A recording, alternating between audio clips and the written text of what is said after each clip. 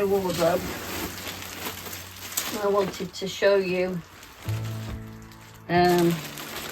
this one day.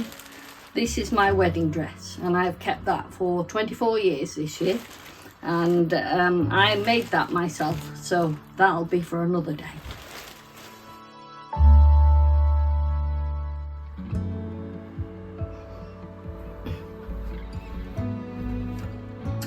Well, 24 years ago today, I somehow managed to get into this dress.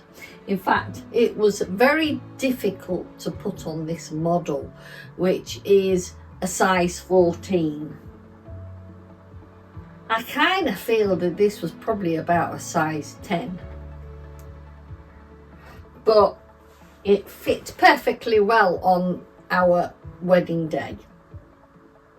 I still have the hat. I don't think I've worn that since to any occasions. I bought things that I could wear again. I had a gold shoulder bag and gold sandals, which are no longer with me because I wore them. I did wear them. But the hat, I don't think I've ever worn that again. The dress was made by myself, and I'm just going to show you how I put it together as best as I can on this model.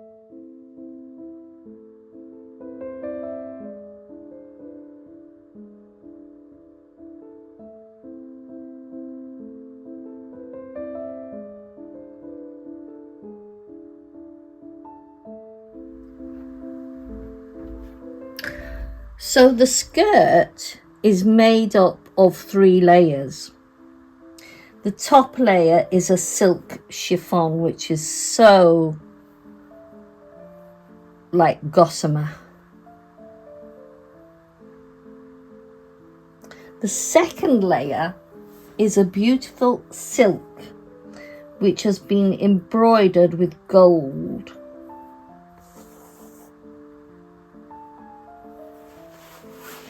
The third layer was a simple polyester satin with a slight give, which was the underskirt.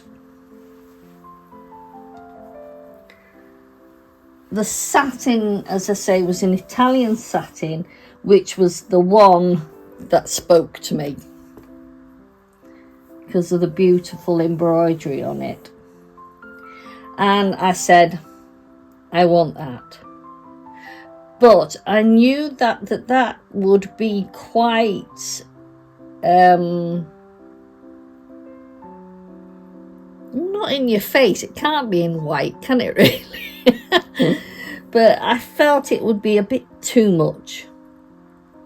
So that's why I decided to buy the Italian silk chiffon to go over the top, to mute it. But I felt that you could see the little sparkles just coming through the white chiffon.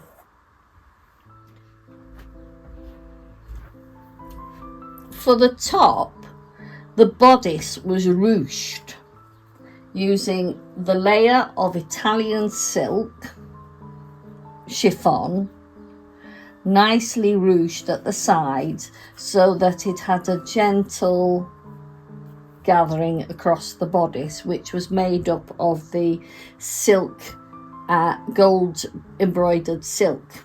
And then there was another layer underneath which has a boned bodice.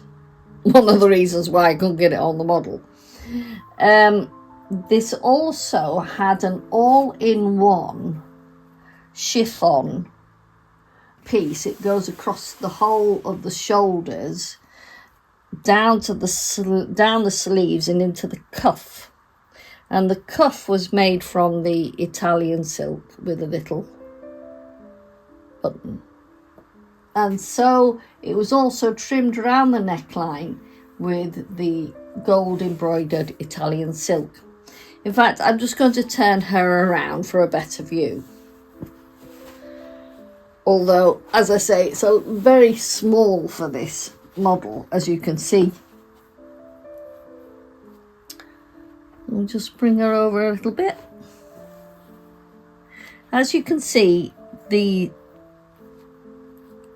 silk chiffon was joined just below the zip.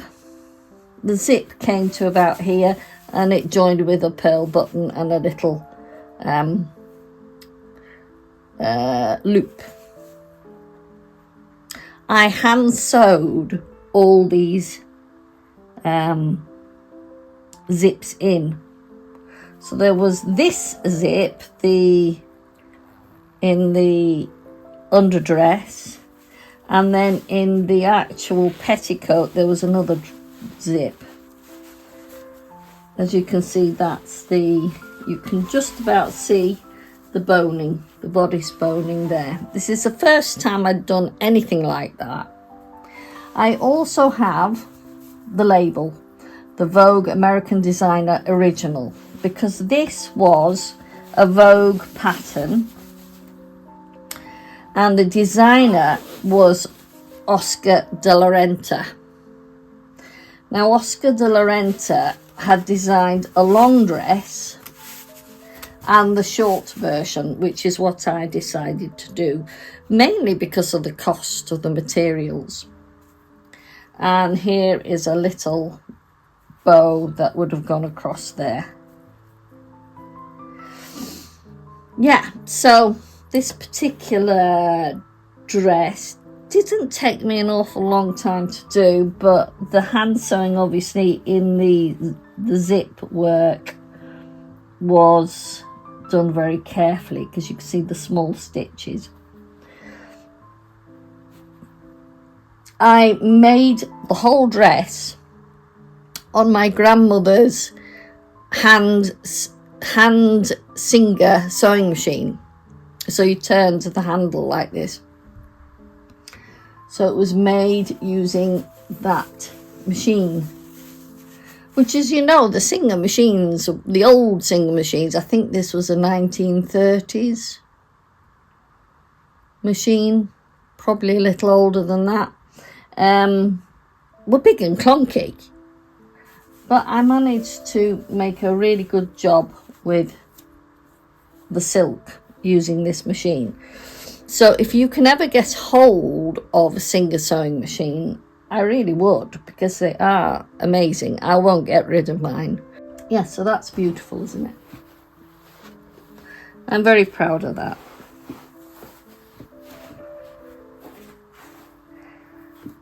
I have had many requests for this dress. When young girls say, oh, I'll have that when I get married. It definitely would fit them, but they wouldn't fit me now, I'm telling you. But it's beautiful. I love that. The silk was bought from a shop in London, and I do not remember the name of the shop. I actually sent for it, and I think I found the address in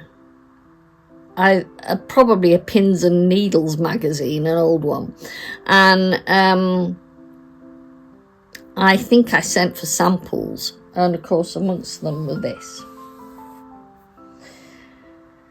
and which I thought, well, you know, I fell in love with. So I thought, right, that's the material for the dress for me. And Malky wanted me to keep it as simple as I could, and he probably was worried about what colour I'd turn up in, so you can understand the mentality behind that. So yeah, that is as simple as a Clary can go. I hope you love it like I do. And I've kept that in probably not the best place, but I've kept that in a covered in these bags for the past 24 years. And as I say, I've never worn it since. But it's a testament to my abilities at the time. And, you know, it's almost a museum piece. Anyway, I'll show you a picture or two of me wearing it.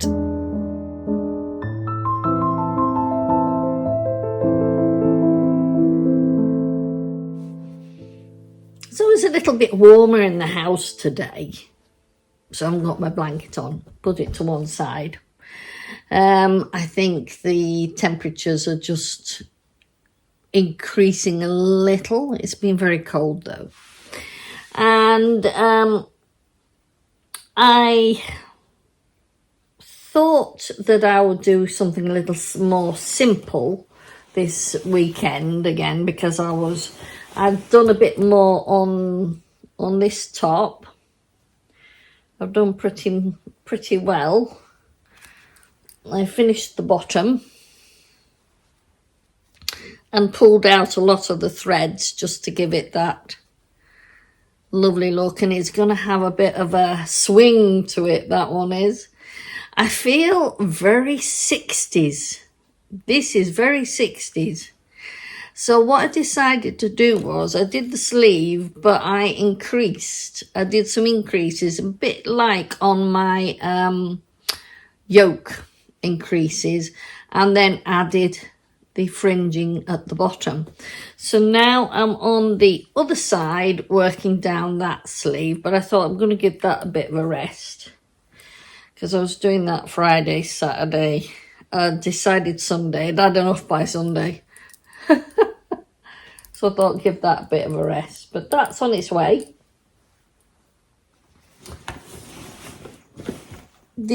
So yesterday I just had more or less a pajama day yesterday, and I had a nice long bath in the afternoon, and then I came downstairs and had a cup of tea, and I thought, you know, I want to do something a bit more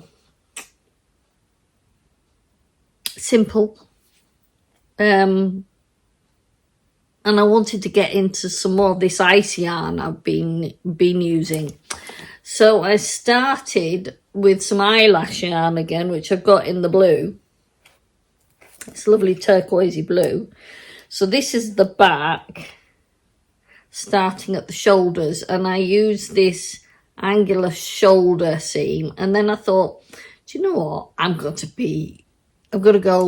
go for it. So I added in some more eyelash yarn, which is more fluffy, this one, with some sparklies in it to go down the front. My aim is to make it into a V-neck. So, and then join it later on when I've got both of these sides done. And then I've got quite a bit of each. That's the one I've got there with the sparklies. Let me just bring that in for you. And then the other one is, like I say, the eyelash yarn. I've got quite a bit of this. I've got 6 of them. And again, 6 of these. So I'm thinking it will probably make quite a long tunic.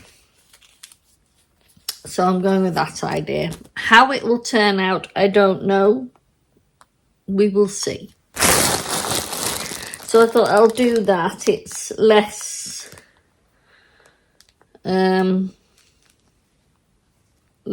to be thought about. It's simple, it's quick. I'm using a number 1, I think it is, 7mm needle. Number 1 in the US, am I right? And 7mm in the UK and in the continent. I don't think there's any difference in the continent. So that's my idea, to give that nice sort of angled shoulder line at the back, and then it comes forward to make a V-neck at the front. I like this. This is what I picked up from the November jacket, because the jacket just carries on down the front, like, you know, open. But this, when I get to a certain stage, I'll join together, and I'm hoping it will just engineer a V-neck. That's how I view it. That's how I see it in my mind's eye, but we'll see, eh? Anyway, that's enough for today. I do hope you enjoyed my little look back on my wedding dress. Somebody in the comments did ask for how, you know, how I made my dress, etc. So I hope that helped, and you enjoyed it. And yes, today's our 24th wedding anniversary, but life goes on. Nothing, we're not doing anything, we're not gonna do anything today, but you know, like, next year will be our 25th, so that's what you call our silver, isn't it? Silver wedding anniversary. So maybe we'll do something then. It all depends on life, doesn't it? How life goes. So I'll see you again tomorrow, and keep knitting.